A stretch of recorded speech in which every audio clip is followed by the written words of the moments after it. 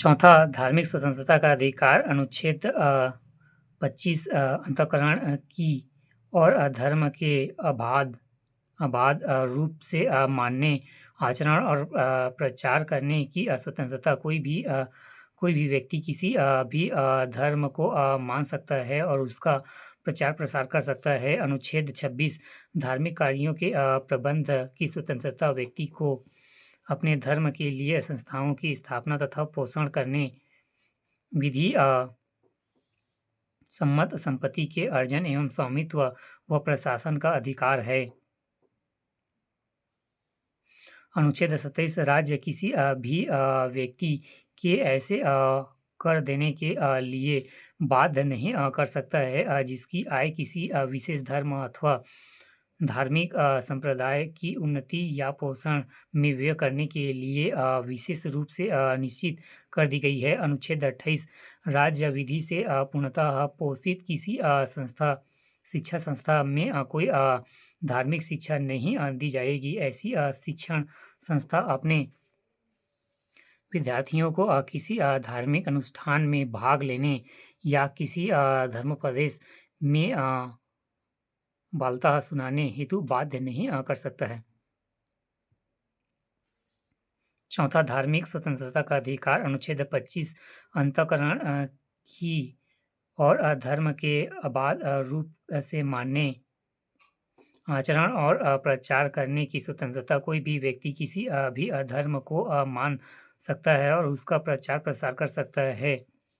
अनुच्छेद 26, धार्मिक कार्यों के प्रबंध की स्वतंत्रता व्यक्ति को अपने धर्म के लिए संस्थाओं की स्थापना व पोषण करने, विधि सम्मत संपत्ति के अर्जन एवं स्वामित्व व प्रशासन का अधिकार है।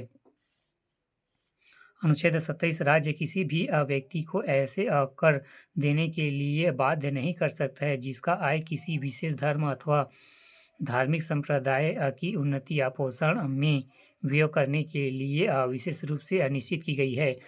अनुच्छेद 28, राज्य विधि से पूर्ण एवं शोषित किसी शिक्षा संस्था में कोई धर्म शिक्षा नहीं दी जाएगी। ऐसे शिक्षण संस्था अपने विद्यार्थियों को किसी धार्मिक अनुष्ठान में भाग लेने या किसी धर्मोपदेश को बालता सुनने हेतु बाध्य नहीं कर सकते।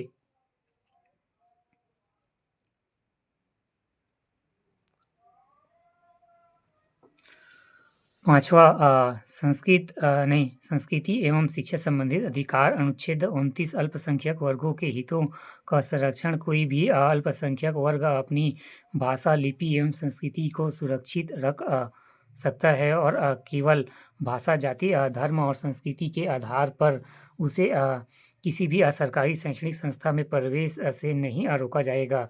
नोट: वर्तमान में 6 समुदाय मुस्लिम, पारसी, ईसाई, सिख, बौद्ध एवं जैन को अल्पसंख्यक वर्ग का दर्जा प्रदान किया गया है।